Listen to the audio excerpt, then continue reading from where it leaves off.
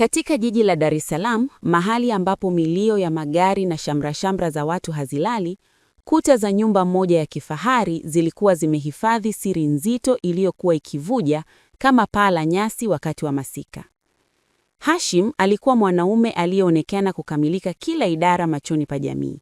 Alikuwa na sauti ya mamlaka, kazi inayompa heshima na mkono wa ukarimu uliomfanya aonekane kama malaika mtoaji. Alimuoa Kidawa, binti ambaye uzuri wake ulikuwa kama nuru ya mwezi unaoandama, na kila mtu mtaani aliamini Kidawa amefika pepo ya duniani. Lakini ndani ya moyo wa Kidawa kulikuwa na kiungulia cha hamu ambacho hakikuwa kikizimika. Kabla ya kuolewa na Hashim, Kidawa alikuwa amewahi kuonja utamu wa mapenzi ya dhati kutoka kwa mwanaume mwingine katika ujana wake. Anakumbuka jinsi miili ilivyokuwa ikizungumza lugha moja, jinsi alivyokuwa akifikishwa kilele cha furaha mpaka anahisi dunia inasimama. Kumbukumbu hizo zilikuwa kama donda sugu lililokuwa likitoneshwa kila usiku anapolala pembeni ya Hashim. Hashim alimpenda, ndiyo, alimjali na kumpa kila hitaji atakalo, lakini aliposhika shuka tu, alikuwa kama askari aliyepoteza silaha vitani. Kila usiku Kidawa alikuwa akibaki na kiu kali katikati ya bahari ya utajiri. Kidawa alijaribu kuvumilia. Alijipa moyo akisema labda hali itabadilika. Lakini miezi ilipita, ikawa mwaka mmoja, bado hali ilikuwa ile ile. Usiku mmoja, huku radi zikipiga kwa mbali na upepo wa bahari ukigonga madirisha ya kioo, ukimya ndani ya chumba chao ulikuwa mzito sana. Kidawa alikuwa amekaa ukingoni mwa kitanda, akitazama kuta za chumba hicho ambacho kwake kilikuwa kama jela. Hashim aliingia na kuanza kuvua shati lake kwa unyonge, akijua fika kuwa ameshindwa tena.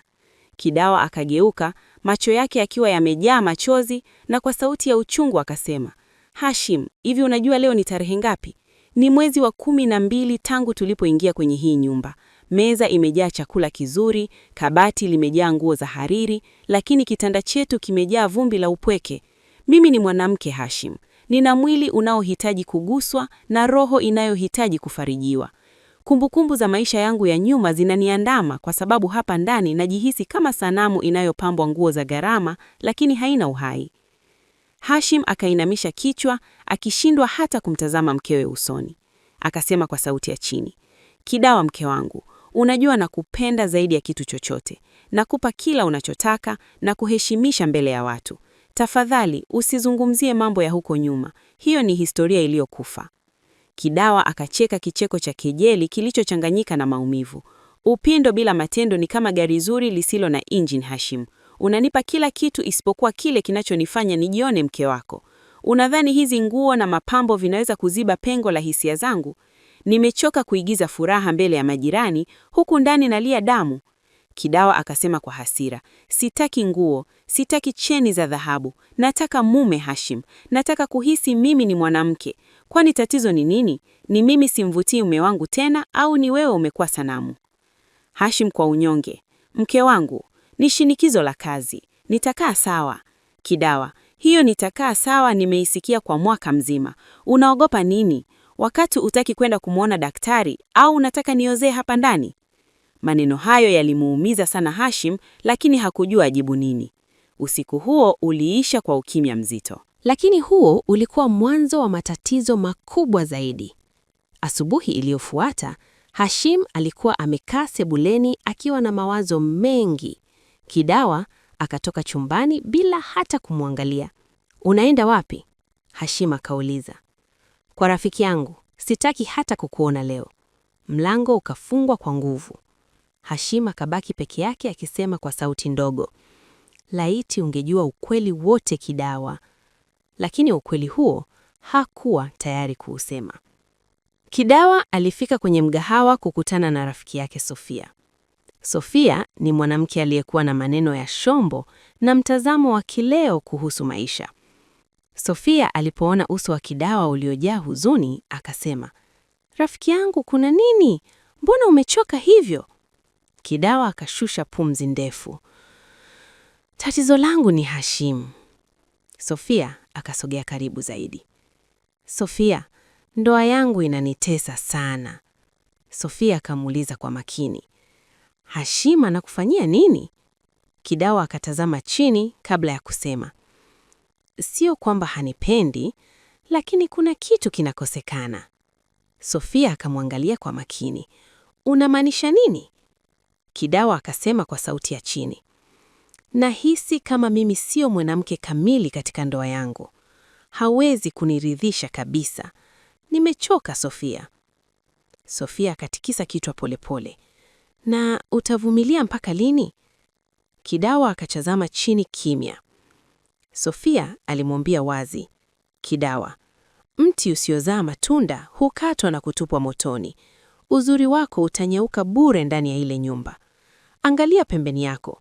Kuna watu wanatamani hata tone moja la uzuri wako. Sofia, Kidawa, uzuri huu wote uende na maji? Mwanaume asiyeweza kulinda uwanja wake hastahili kumfungia mchezaji star kama wewe. Angalia Hamis, mdogo wake Hashim, kila akija hapa anavyokutazama. Yule ni damu changa na anaonekana ana njaa ya mapenzi. Kidawa, Sofia, Hamis ni shemeji yangu, ni mdogo wa mume wangu, siwezi kufanya hivyo. Sofia, sema huwezi mpaka njaa itakapokuzidi. Kumbuka, mti ukikauka, ndege hutafuta mti mwingine wenye kivuli. Maneno haya yalianza kupanda mbegu ya usaliti moyoni mwa Kidawa. Siku moja Kidawa alipokuwa jikoni akipika chakula, alifika Hamis, mdogo wa Hashim. Shem Kidawa, kaka yupo? Hamis aliuliza. Hapana, ameenda mjini, Kidawa akajibu huku akijaribu kuficha huzuni yake. Hamis alikaa kidogo pale akiongea naye. Walianza kucheka, kupiga stori za kawaida, lakini taratibu Kidawa alianza kuhisi kitu moyoni mwake, kitu ambacho hakukitarajia. Hamis alikuwa tofauti na kaka yake. Alikuwa na nguvu, mchangamfu, na kila alipokuwa akiongea na Kidawa, alikuwa akimtazama kwa macho yaliyokuwa yakisema mambo ambayo Hashim hakuwahi kusema. Hamis alimfanya ajisikie kuthaminiwa na kuonekana kwa namna ambayo hakuwa ameisikia kwa muda mrefu. Siku zilivyozidi kwenda, Hamis alianza kuja mara kwa mara nyumbani. Siku moja wamekaa sebuleni wakitazama TV, Hamis akasema kwa utani, Shem Kidawa, mbona siku hizi unaonekana mwenye mawazo sana? Kidawa akacheka kidogo. Ni maisha tu Hamis. Hamis akamtazama kwa makini. Unajua unaweza kuniambia kama kuna kitu kinakuumiza? Kidawa akanyamaza. Moyo wake ukaanza kudinda kwa haraka kila anapomuona Hamis. Siku moja Hashim akiwa safarini kikazi mkoani Arusha, Hamis alikuwa amepitia nyumbani hapo kupeleka vifaa vya ujenzi ambavyo Hashim alikuwa ameviagiza. Mvua ilinyesha kwa kishindo, radi zikipasua anga na barabara zikajaa maji kiasi cha Hamis kushindwa kuondoka. Kidawa akasema, Hamis, mvua ni kubwa sana, utaondokaje sasa? Hamis akasema, nitasubiri ipungue. Mvua ilizidi kuwa kubwa sana. Labda ulale hapa leo, Kidawa alisema kwa sauti ya upole. Hamis alikubali. Siku hiyo ndio ulikuwa mwanzo wa kosa kubwa. Kidawa akiwa amevaa kanga moja iliyokuwa ikichora kila umbo la mwili wake, alimkaribisha Hamis sebuleni wapate chai ya moto. Wakawa sebuleni wakizungumza. Walivyoendelea kupiga stori, ghafla Kidawa alijikuta akivunja kuta za heshima na akasema kwa sauti ya chini, Hamis, kuna kitu nataka kukuambia. Hamis akamwangalia. Nini? Kidawa akasema huku macho yake yakiwa na machozi. Nimechoka sana na ndoa yangu. Kidawa ghafla alianza kulia. Hamis alishtuka. Shem Kidawa, kuna nini? Alijikuta akimweleza kila kitu. Mateso ya ndoa yake, upweke wake, na jinsi alivyohisi kama mwanamke aliyesahaulika. Alimweleza jinsi anavyoteseka, jinsi ndoa yake ilivyo kaburi la hisia zake, na jinsi anavyomkumbuka mwanaume wa zamani aliyekuwa akimfikisha kileleni, jambo ambalo Hashim ameshindwa kwa miaka yote. Hamis, akiwa ameguswa na huzuni ya shemeji yake, lakini pia akivutiwa na urembo uliokuwa mbele yake, alimshika Kidawa mkono na kumwambia kwa sauti ya upole, Shem Kidawa, hustahili kuishi maisha ya mateso namna hii. Wewe ni almasi iliyopotea mikononi mwa mtu asiyejua thamani ya madini. Mguso ule ulikuwa kama petroli kwenye moto uliokuwa ukifuka moshi kwa muda mrefu. Katika usiku ule wa giza na baridi, uaminifu wa Kidawa ulisambaratika. alijikuta akitafuta faraja mikononi mwa mdogo wa mume wake, akiziba pengo la miaka mingi kwa kosa moja kubwa ambalo lilibadilisha maisha yao milele. Baada ya hapo, Kidawa aliapa moyoni kwamba ilikuwa mara ya mwisho, lakini haikuwa rahisi. Hamisa alianza kuja mara nyingi zaidi kwa Kidawa na wakaendelea kuishi maisha ya siri. Na kila walipokutana, siri yao ilizidi kuwa nzito. Kidawa alikuwa na furaha mpya iliyokuwa ikionekana usoni, furaha ambayo Hashim alidhani labda ni matunda ya uvumilivu wake.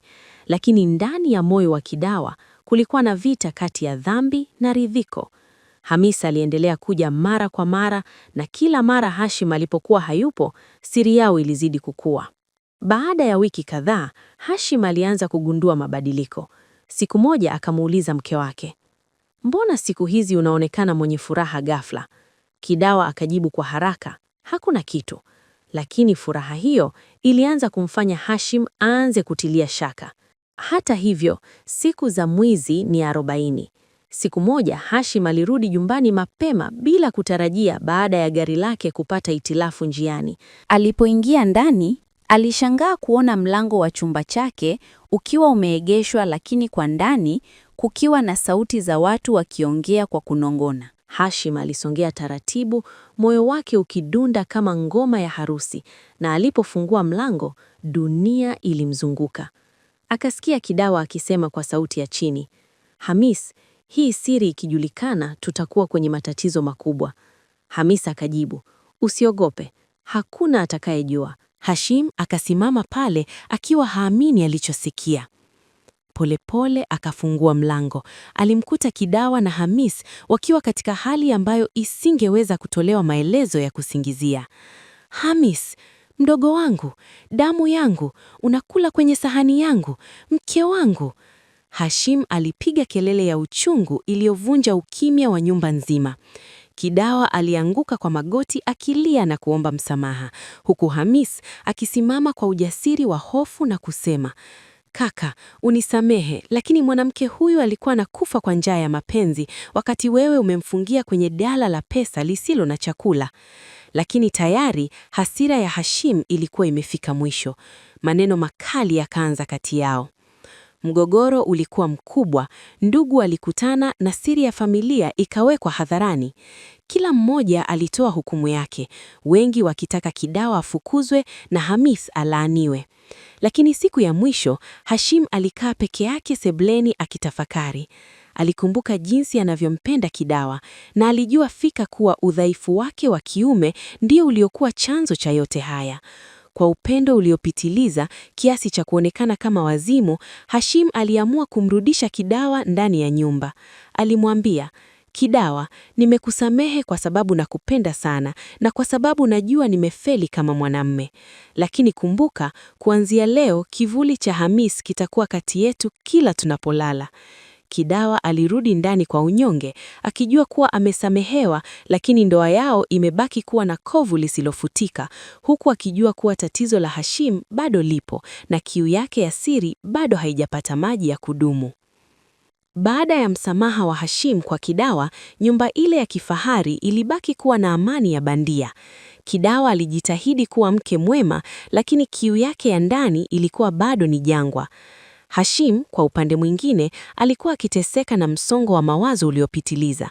Alijihisi amefeli kila idara.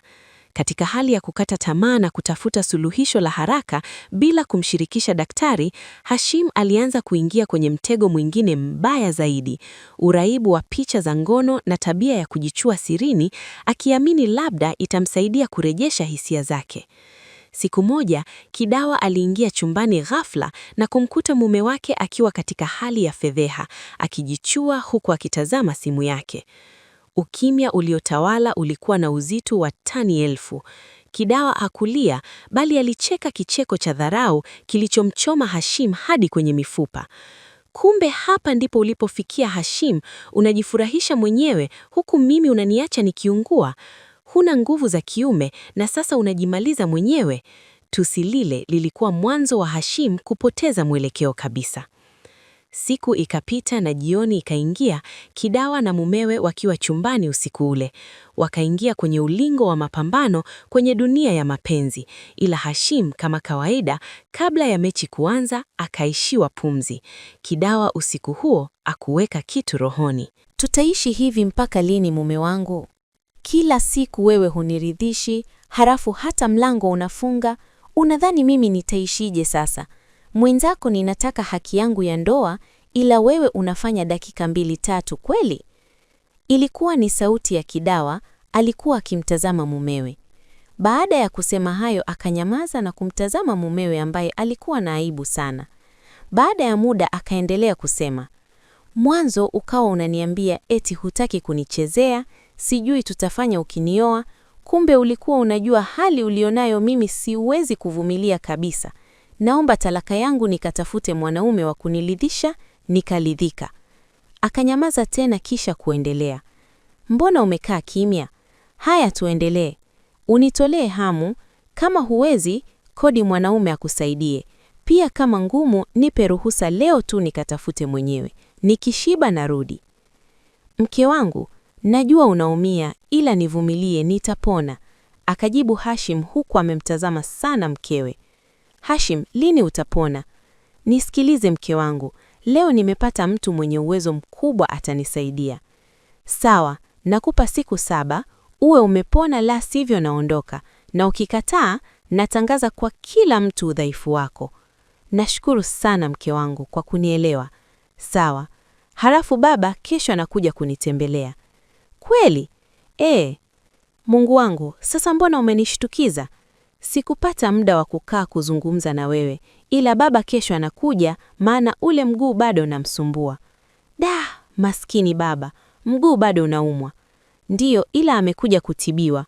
Kwa hiyo tutaishi wote mpaka siku atakayopona vizuri, maana huko kijijini hawezi kupona wakati kila siku anaenda shambani.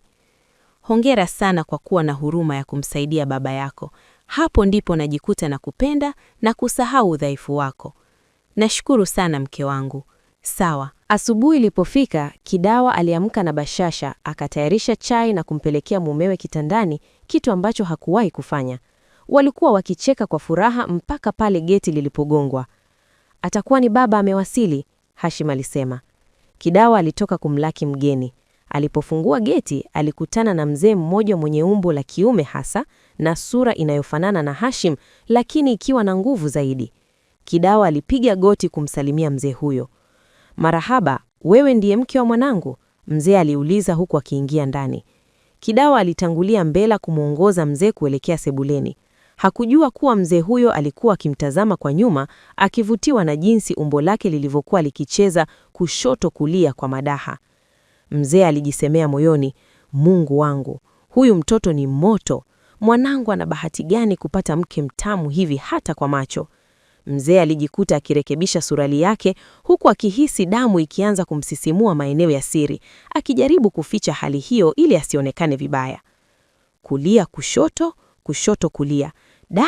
Huyu mwanamke amekamilika kila idara. Mzee alisema hayo moyoni huku akijirekebisha suruali yake, maana msisimko ulishaanza kumpanda na hakutaka mwanaye agundue chochote. Alijikaza na kuweka mambo sawa ili asilete picha mbaya kwa wenyeji wake. Aliingia ndani baada ya kukaribishwa. Wao baba! Hashim alimfuata baba yake kwa furaha na kumkumbatia. Mzee akawaza, badala ya huyu mrembo kuja kunikumbatia, anakuja huyu kidume. Baba, huyo ndiye mke wangu, Hashim alisema huku akimtambulisha Kidawa. Nina kesi na wewe, kwa nini ulioa bila kuniambia? Mzee aliuliza, huku macho yake yakiwa kwa Kidawa akitamani naye amkumbatie kama Hashim alivyofanya. Baba, ilikuwa ghafla sana, alijibu Hashim.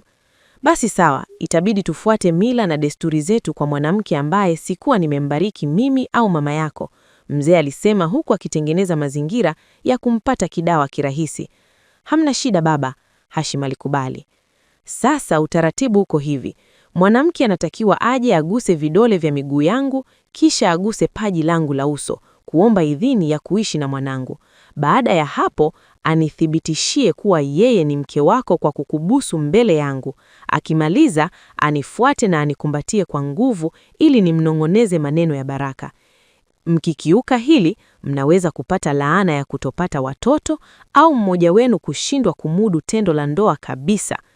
Waliposikia kuhusu kushindwa kumudu tendo la ndoa, wote wawili walishtuka na kuwa tayari kufanya lolote, maana mzee alikuwa amegusa sehemu nyeti ya mahusiano yao.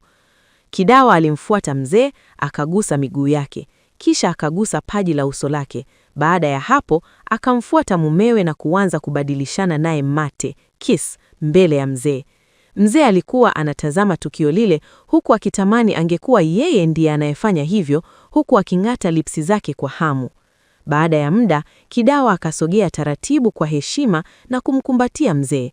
Mzee akapata msisimko wa ajabu, ila akahisi Kidawa amesogeza kiuno chake mbali kidogo ili wasigusane sana. Nifanyeje sasa nipate utamu huu vizuri?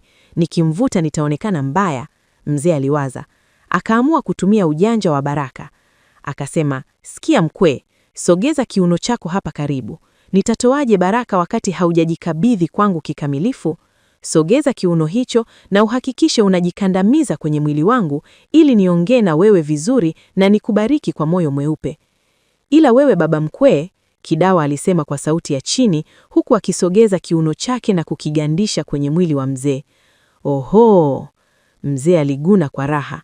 Hapa sasa baraka zinaweza kutoka, alisema huku akishusha pumzi ndefu kwa msisimiko aliokuwa na upata. Kidawa alishindwa kujibu chochote kwa aibu, huku Hashim akitazama akiamini kuwa hiyo ni sehemu ya imani za ukoo wao, bila kujua baba yake anacheza mchezo wa hatari. Ila wewe binti ni mzuri sana, akasema mzee huyo kwa sauti ya chini iliyofika masikioni mwa Kidawa pekee, mbali na Hashim. Nashukuru sana baba, ila naomba ubariki muungano wetu, akajibu Kidawa kwa upole. Unaitwa nani kwani? Naitwa Kidawa Juma. Kumbe sawa. Una muda gani kwenye uhusiano na mwanangu? Mzee akauliza. Kama miaka 2 na zaidi kidogo, Kidawa alijibu. Sawa, naomba uniambie bila kunificha. Kwa nini hamna watoto mpaka sasa? Je, mwanangu ni mzima au wewe ndiye mwenye changamoto ya uzazi? Hapo Kidawa akapata kigugumizi, akishindwa kutoa siri ya mumewe kwa aibu. Niambie nikutatulie, usiniogope. Kama wewe ndiye mwenye shida, naweza kutafuta tiba, maana baba yangu alikuwa mtaalamu wa mambo haya. Hapana baba, mimi sina tatizo la uzazi, ila kuna kitu kinamkabili mwanao na sijui nifanyeje, lakini kwa kuwa wewe ni baba yake, nitakuwa sijakosea nikikwambia. Kidawa akajikaza. Haya, niambie, mzee akahimiza. Mwanao hana uwezo wa kukamilisha hitaji la ndoa kikamilifu. Neno hilo lilimfanya mzee amsukume Kidawa kidogo kutoka kifuani kwake. Alionekana kuwa siriazi sana. Akamtazama mwanaye na kusema kwa ukali, kumbe una matatizo makubwa namna hii na huniambii? Hizi ni laana za kuoa bila kutushirikisha, ila zinaweza kuondoka kama ukiwa muwazi kwangu na kwa mama yako. Mama yako ndiye alikuwa msaada mkuu, lakini kwa kuwa hayupo duniani, mimi ndiye nimebaki kuwa msaada wako pekee. Babu yako alikuwa na uwezo mkubwa na unajua hilo, mzee akasema, huku Hashim akitikisa kichwa kwa unyonge kukubali. Sawa, niambie ukweli, mzee akamsisitiza mwanaye. Ni kweli baba, mimi sina uwezo wa... Hashim akashindwa kumalizia. Mzee akamkatisha. Ishia hapo? Sasa hili limekwisha. Nitashughulika na hili mimi mwenyewe, nikutafutie suluhu ya kudumu. Asante sana baba, nitashukuru. Naomba niwahi kazini maana leo nina kikao muhimu na wafanyabiashara wenzangu. Wala usijali mwanangu, nenda, mzee aliruhusu. Hashim akamfuata mke wake, akambusu paji la uso na kuondoka. Mzee hapo ndipo akarudi kwenye kiti chake akitafakari. Mambo sasa yamekaa sawa. Hapa inatakiwa leo hii nianze mchakato wangu na huyu mrembo, aliwaza akimtazama Kidawa, akiandaa juisi kwa umakini. Karibu sana baba, Kidawa akasema huku akipiga magoti kwa adabu. Nitawezeje kunywa kwa raha wakati mwanangu hajaniletea mjukuu? Mpaka nikahisi wewe ndiye mwenye shida, mzee akasema huku akimtazama Kidawa kwa jicho la kipekee. Kwani kuna namna ya kumsaidia mume wangu apone? Kidawa akauliza kwa hofu. Ipo, ila ni ngumu sana kwako na kwangu pia. Ilitakiwa kuwe na muunganiko wa asili kati ya mama yake na yeye, lakini kwa kuwa mama hayupo, Mzee akanyamaza akimtazama sana Kidawa. Kwa hiyo hakuna msaada mwingine? Hapo Kidawa akakosa nguvu. Akajikuta amekaa chini kwa huzuni, maana alijua mama mkwe alishafariki dunia. Mbona unakata tamaa mapema? Mzee akauliza. Kwa sababu mama yake hayupo duniani na ninaona kama ndoa yangu haina tumaini tena. Kidawa akasema huku machozi yakimlenga. Usilie, kuna njia nyingine mbadala. Mara moja Kidawa akanyanyua macho na kusema, njia gani baba?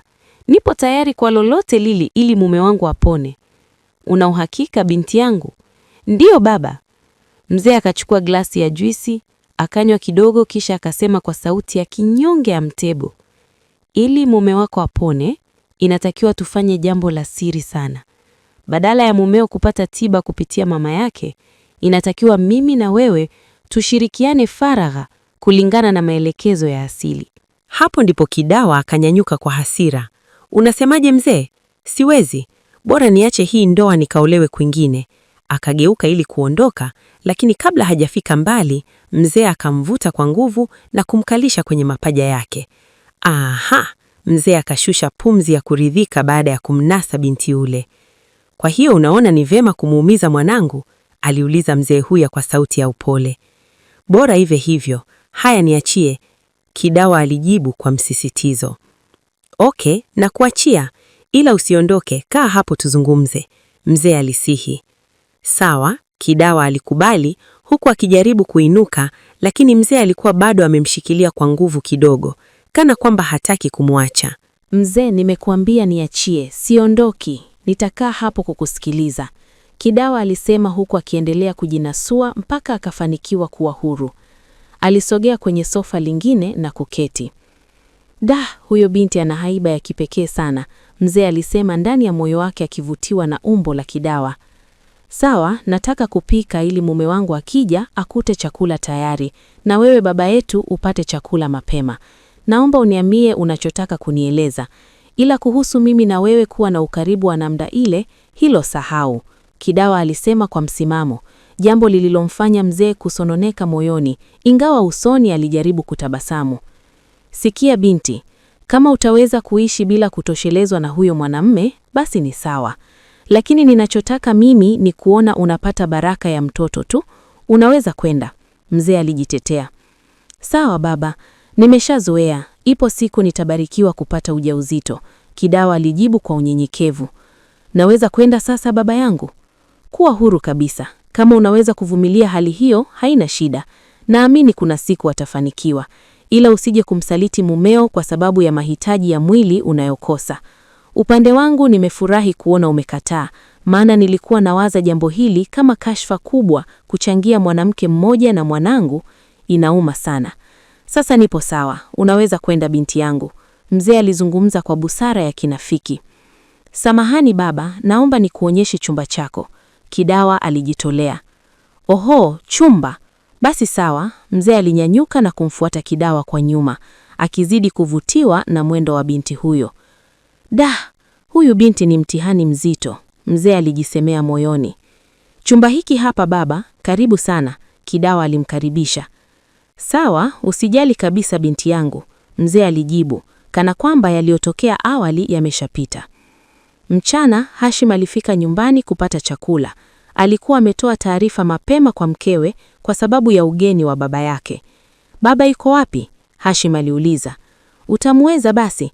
Ameniomba nimuasishie TV tangu asubuhi mpaka sasa hivi yuko busy na filamu kule chumbani kwake, Kidawa alieleza. Okay, nenda kamuite, Hashim aliagiza. Kidawa alielekea chumbani kwa baba mkwe wake. Baba, mkaza mwanangu. Samahani, muda wa chakula umefika. Niletee huku mwanangu, maana hii filamu ni tamu sana, sitaki kukosa hata kipande kimoja. Lakini Hashim ndiye alikuwa na kuhitaji mezani. Mwate tu mke wangu, baba akishaanza kufuatilia visa vya filamu hachomoki. Mpelekea chakula huko huko, sauti ya Hashim ilisikika kutoka sebuleni. Basi mzee akapelekewa chakula, akawa anakula huku akiburudika na filamu. Baada ya muda, filamu iliisha na mzee akanyanyuka. Inatakiwa tuepuke wivu maishani. Huyu mhusika kwenye filamu isingekuwa wivu, yasingemkuta haya, alijisemea mzee. Alitoka chumbani ili amsalimia mwanawe na kumwomba Kidawa amwekee filamu nyingine. Alipokuwa akisogea sebuleni, alisimama ghafla baada ya kusikia mazungumzo ya faragha, mzozo mdogo, yakitoka chumbani kwa mwanaye. Kama ulijua utaniumiza hivi, siongeacha tu, Kidawa alisikika akilalamika kwa unyonge. Hapana mke wangu, nilidhani safari hii nitakuridhisha. Leo nimejitahidi sana, nimefika hata dakika 5 bila kupumzika. Hashim alijitetea. Lakini bado hujaugusa moyo wangu wala kuupumzisha mwili wangu, Kidawa alilalamika.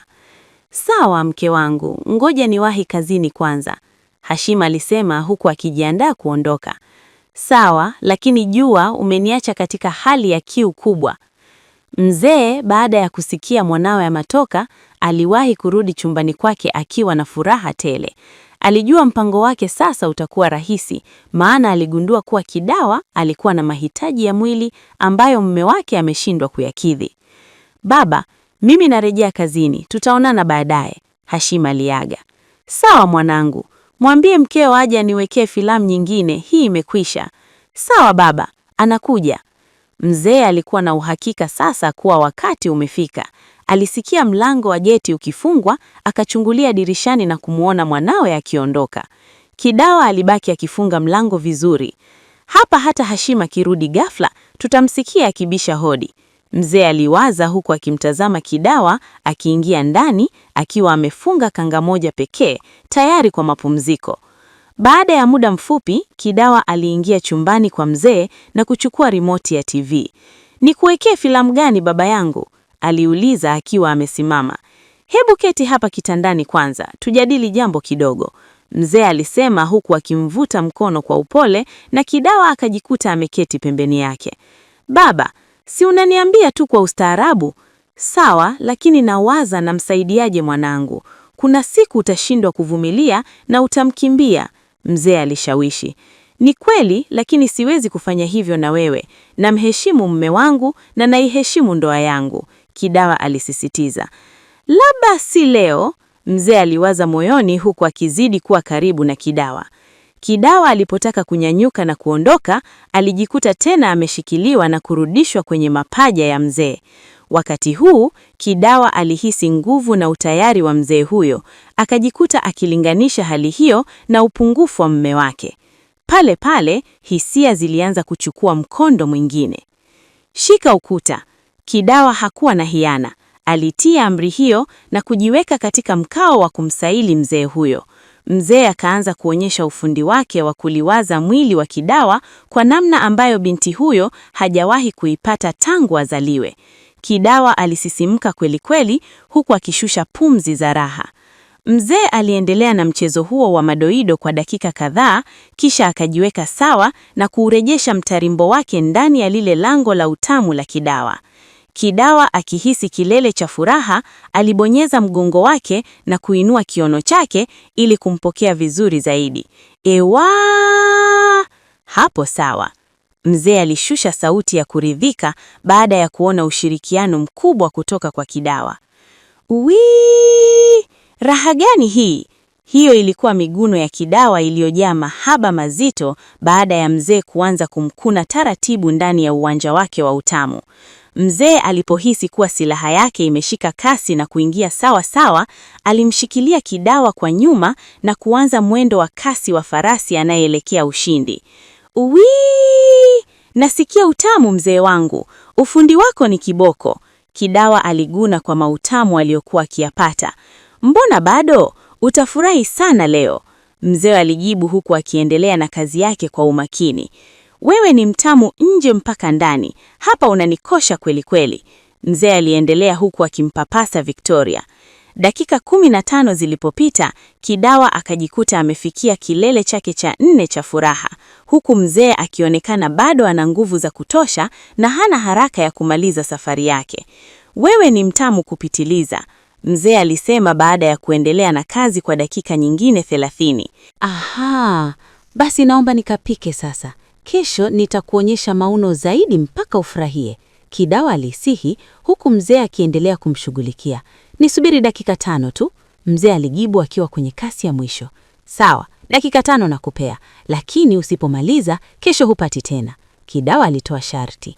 Hapo hapo mzee aliamua kusitisha kwa muda, akachomoa na kusema, nenda ukapike na kuandaa kwa ajili ya kesho pia. Kidawa alicheka na kunyanyuka, akaelekea kitandani kuchukua nguo zake. Aliondoka chumbani huku mzee akimtazama kwa hamu kubwa, akivutiwa na umbo lake la kuvutia lilivyokuwa likiumba. Da, huyu binti ni mtihani, mtamu, mzuri, hadi raha. Sielewi mwanangu anakwama wapi mpaka ashindwe kumridhisha binti kama huyu, mzee alijisemea akitazama miondoko ya Kidawa. Kidawa naye akawa anawaza moyoni, huyu mzee ni hatari, lisaa na nusu bado yuko imara, mke wake alikuwa anafaidi kweli. Alisimama mlangoni na kumtazama mzee ambaye alikuwa akijaribu kuituliza silaha yake kwa mkono. Maskini mimi, kanifikisha kileleni mara nyingi, lakini mimi sijamfikisha. Sio haki, alijisemea huku akifunga mlango, kisha akarudi ndani ya chumba cha mzee. Unaonaje nikikusaidia nimalizie kazi ili uache kuhangaika mwenyewe? Kidawa aliuliza akimtazama mzee. We, unataka kesho nikose nguvu? Mzee alijibu akijifanya kukataa. Basi sawa, nilitaka tu nikuondolee deni ili kesho tuanze dozi mpya tukiwa safi, Kidawa alisisitiza. Mzee aliposikia kauli hiyo, alinyanyuka kwa kasi na kumbeba Kidawa mpaka kitandani. Akaanza kujiweka sawa kwa ajili ya duru nyingine, lakini ghafla walisikia sauti ya geti likifunguliwa. Kidawa alimsukuma mzee haraka na kutazama dirishani. Alikuwa ni mume wake Hashim, amerejea kutoka kazini bila kutoa taarifa.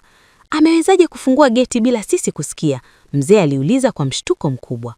Anaufungua mgetini na mimi nilisahau kufunga komeo la ndani, akasema huku akinyanyuka haraka. Akaelekea chumbani kisha akaenda bafuni kuoga. Mzee akabana mlango kwa komeo la ndani, akaongeza sauti ya movie kisha naye akaenda kuoga. Lengo lake lilikuwa mtoto wake akija ajue yupo anatazama movie tangu asubuhi. Kidawa alipomaliza kuoga, alibadilisha nguo na kwenda jikoni.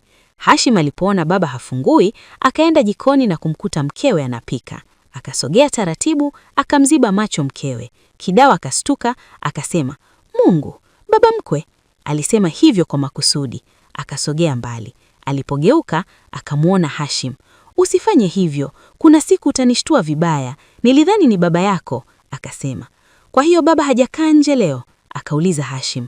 Yupo ndani, anaangalia movie tangu asubuhi, Kidawa akajibu. Hashim akatoa kifaa kilichoandikwa Natural Bedroom Package. Kidawa alipoona akabadili uso. Mpaka lini utaendelea kutegemea hivi? Akauliza kwa ukali. Jiamini, tunachotaka ni jambo la asili, si msaada wa vitu. Hashim akainamisha kichwa. Kidawa akaichukua ile bidhaa na kuitupa. Kama utanitumia hivi, nitachukia. Tafadhali nijali na jali ndoa yetu, akasema. Baada ya chakula, Kidawa akaenda kulala peke yake. Niache! Sauti ya Kidawa ilipasua ukimya huku akichomoa mkono wake kwa nguvu kutoka kwenye mikono ya Hashim. Alimtazama Hashim kwa msisitizo na kusema, siku utakayougusa mwili wangu ni ile siku utakapoweza kusimama kama mwanamume bila kutegemea nguvu za dawa za kuongeza makali. Natural Bedroom Package. Nadhani umenielewa. Kabla Hashim hajajibu lolote, macho yake yaligongana na kivuli mlangoni. Moyo ulimlipuka baada ya kugundua ni nani aliyekuwa akishuhudia malumbano yale. Baba, Hashim aliita kwa sauti ya chini. Nimesikia kila kitu, mzee alijibu kwa sauti ya mamlaka. Kwa hiyo mwanangu, umeamua kuniaibisha mbele ya mkeo? Kwa nini usijiulize, mbona mimi baba yako nimekuwa nikiwakwepa, siwezi hata kumtazama mkwe wangu usoni. Nilijua mambo yenu yanakwenda sawa. Kumbe unategemea kemikali na vifurushi vya ajabu ili uweze kutimiza wajibu wako. Hashim aliinamisha kichwa chake kwa aibu ya hali ya juu. Sasa sikiliza, mwanangu, usihangaike na hivi vifurushi vya madukani. Kesho asubuhi nitakupa siri ya ushindi na dawa itakayokuponya kabisa. Usiku ule Hashim hakulala. Aligeuka huku na kule kitandani akiwaza. Dawa gani hiyo baba anayosema? Je, ni mizizi gani hiyo yenye nguvu kiasi hicho? Alfajiri ilipofika, mzee aliwaita wote wawili sebuleni. Kwa sauti ya utulivu, mzee akasema, dawa ya tatizo lako si mizizi, bali ni kisaikolojia. Ili ufunguke mishipa yako, mkeo lazima alale na mimi mbele yako kwa siku moja tu. Kisha gundu litaondoka. Kidawa, ambaye tayari alikuwa ameshaonja ufundi wa mzee sirini, alijifanya kusita kidogo kisha akasema, mume wangu, Kama ndio tiba pekee, mimi nipo tayari ili tuokoe ndoa yetu. Lakini Hashim, kama aliyepigwa na radi, alisimama kwa hasira, macho yamemtokana. Hakuna, hilo haliwezi kutokea kwenye nyumba yangu. Baba, nimekuheshimu kama mzazi, lakini hapa umevuka mpaka. Hashim alitoa pochi yake, akachukua rundo la pesa na kumrushia mzee. Chukua hizi, nenda kabebe vitu vyako sasa hivi, urudi kijijini. Sitaki kukuona nikirudi kutoka kazini. Aligeuka na kutoka nje kwa hasira, akawasha gari na kuondoka. Hashim alipoondoka tu, Kidawa aliwahi kufunga geti kwa haraka. Alimgeukia baba mkwe wake kwa tabasamu la siri. Nashukuru sana baba mkwe kwa kila kitu, alisema Kidawa kwa sauti ya chini. Nitakumisi sana mwanangu, maana ukarimu wako ni wa kipekee, mzee alijibu kwa hisia. Leo nakupa zawadi ya mwisho ya kukuaga kabla mume wangu hajarudi. Kidawa, ambaye tayari alikuwa ameshaonja ufundi wa mzee sirini, aliamua kusema, leo nakupa zawadi ya mwisho ya kukuaga kabla mume wangu hajarudi.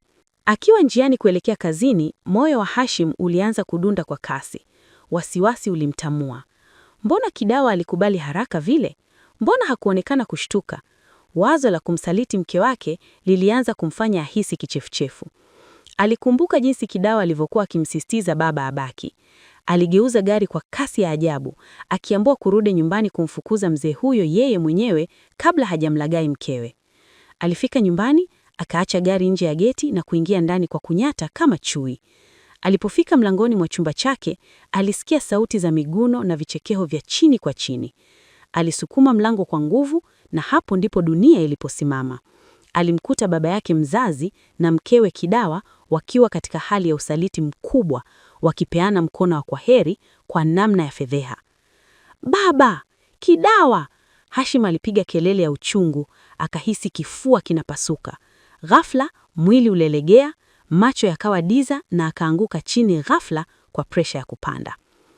Mzee Mwakitalu, kwa aibu na hofu ya kuuliwa, alichukua nguo zake na zile pesa alizopewa, akakimbia nje na kutokomea kuelekea kijijini, akimwacha Kidawa akipiga yaoe la msaada. Hashim alikimbizwa hospitali ya mkoa akiwa hajitambui. Baada ya kupatiwa matibabu ya dharura, alizinduka na kumkuta dokta, mtaalamu aliyebobea kwenye masuala ya uzazi na mahusiano. Kwa uchungu, Hashim alimweleza kila kitu, kuanzia udhaifu wake, tabia yake ya siri ya kujichua, hadi usaliti wa baba yake na mkewe. Dokta akashusha pumzi ndefu na kumtazama kwa huruma. Hashim, pole sana, lakini unapaswa kujua kuwa tatizo lako lina majibu ya kisayansi, siyo ya kishirikina. Hebu niambie, ulishawahi kuwa na tabia ya kujichua tangu ujanani? Hashim aliinamisha kichwa chake na kukiri. Ndiyo dokta, nilianza tangu shule ya Boni na hata juzi mke wangu alinifuma nikijichua. Dokta akasema, hapo ndipo mwanzo wa anguko lako. Kujichua kwa muda mrefu kunaharibu mfumo wa mishipa ya fahamu na kisaikolojia unajijengea mazingira ya kutoridhika na mwanamke wa kawaida. Unajijengea ndoa ya mkononi ambayo inaua nguvu zako za kiume unazozihitaji kwa mkeo. Pia, msongo wa mawazo wa kuishi na siri hii umezidisha tatizo. Hakuna dawa inayopatikana kwa mkeo kulala na baba yako. Hiyo ni dhambi, ushirikina na uovu uliopitiliza uliolenga kukuangamiza. Daktari aliwasikiliza chini na kutoa elimu nzito. Hashim, tatizo lako linaitwa psychogenic erectile dysfunction. Halitibiki kwa mkeo kulala na baba yako. Hiyo ni imani potofu na ni udhalilishaji wa mwanamke. Pia, ulieleza kuwa ulikuwa na tabia ya kujichua, masturbation, tangu ujanani. Hiyo imekuharibu kisaikolojia, unajihisi huna thamani mbele ya mkeo. Dokta aliendelea kumpa elimu. Nguvu za kiume zinarekebishwa kwa mambo manne: lishe bora, kuacha kabisa tabia ya kujichua, mazoezi ya mwili na matibabu ya kisaikolojia. Lazima ujiamini na lazima ujisafishe na haya maumivu, na zaidi ya yote, kujiamini na kuwa na upendo wa kweli kwa mkeo. Hashim alimshika mkono Kidawa na kusema, mke wangu, nimegundua kuwa nguvu yangu ipo kwenye kukupenda na kukuheshimu, sio kwenye miujiza ya uongo. Naahidi kupambana kufuata ushauri wa daktari ili ndoa yetu iwe na furaha ya kweli. Hashim alimsamehe mkewe na kwa mara ya kwanza walianza safari ya uponyaji wa kweli, bila siri, bila dawa za kemikali na bila ushirikina. Kwa miezi 6, Hashim alifuata ushauri wa daktari. Alianza kula vyakula vya asili, akaacha kabisa picha za uongo, na zaidi ya yote, yeye na Kidawa walianza kuhudhuria vikao vya ushauri. Kidawa, licha ya kupitia fedheha ya kulala na baba mkwe wake kwa ajili ya mume wake, alisimama kidete kumuuguza Hashim. Taratibu, nuru ilianza kuonekana. Siku moja usiku, kile kilichokuwa kimeshindikana kwa miaka mingi kilitokea. Hashim alirudi kuwa mwanamume imara, mwenye nguvu na hisia za dhati. Aliamua kutoacha ndoa yake kwa sababu aligundua kuwa yeye pia alichangia kumfanya mkewe adhalilike kwa kufuata imani potofu. Alimrudisha Kidawa nyumbani na kwa mara ya kwanza walianza maombi ya toba na kuanza maisha mapya yaliyojengwa kwenye sayansi na uaminifu. Baada ya mwezi kupita, Kidawa aligundua kuwa ameshika ujauzito wa Hashim. Furaha ndani ya ndoa ikarudi.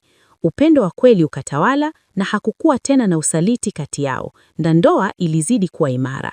Simulizi hii ni kioo cha jamii yetu inayopotea kwa kukosa maarifa. Haya ndiyo mafunzo tunayopaswa kuyabeba. Elimu ya afya ya uzazi. Vijana wajifunze kuwa tabia ya kujichua au punyeto ina madhara makubwa kwenye ndoa zenu za baadaye. Inaua nguvu, inaharibu mishipa ya fahamu na inatengeneza upungufu wa nguvu za kiume usiohitaji dawa bali mabadiliko ya tabia. Kwa wanaume, changamoto ya nguvu za kiume ni ugonjwa kama ugonjwa mwingine wowote. Kukimbilia kujichua au picha za ngono ni kuongeza sumu kwenye kidonda. Pia, acheni tabia ya kujichua tangu ujanani, kwani madhara yake yanakuja kuua ndoa zenu mbeleni. Kukataa imani potofu.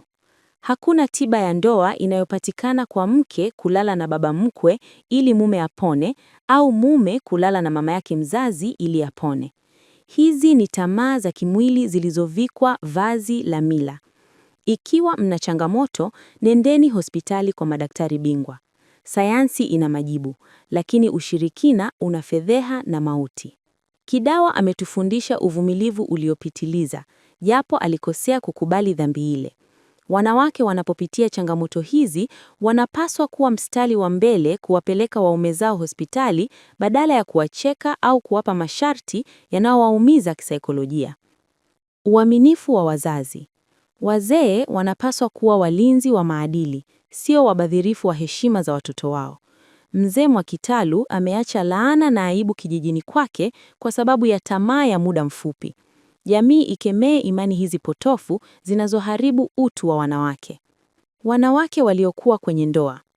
Uliyekuwa kwenye ndoa, epuka ushauri wa kijinga, haswa kwa mtu asiye kwenye ndoa, maana atakupotosha na kuharibu ndoa badala ya kujenga ndoa yako, maana wasichana wengi wa kileo wanadai damu bado mbichi, mwisho wa siku unajikuta kwenye matatizo zaidi badala ya kuokoa ndoa yake. Kusamehe na kuanza upya. Hashim ametufundisha kuwa unaweza kuinuka kutoka kwenye kilele cha maumivu. Uponyaji wa kweli unaanza pale unapokubali makosa yako na kutafuta msaada sahihi. Hata kama umeanguka leo, msamaha wa Hashim unatufundisha kuwa kuna nafasi ya pili. Lakini nafasi hiyo ya pili lazima iambatane na mabadiliko ya kweli. Kwa yeyote anayepitia changamoto kama hii, jua kuwa hauko peke yako. Ongea, tafuta msaada na mtegemee Mungu. Mapenzi ni safari yenye milima na mabonde, na ushindi unapatikana pale tu tunapokubali kupigana pamoja, si kugeukana. Hadi hapo, tunafika tamati ya simulizi yetu ya Hashim na Kidawa kupitia Jaxflix TV. Tunatumaini umejifunza kuwa siri ya ushindi sio kishirikina, bali ni kujitambua na kutafuta elimu sahihi. Je, unadhani Hashim amefanya sahihi kubaki na Kidawa licha ya yote? Kama hadithi hii imekugusa, andika maoni yako, umejifunza nini na unaangalia kutoka wapi. Usisahau kusubscribe, kulike na kushare kwa hadithi zaidi zenye funzo kwa jamii.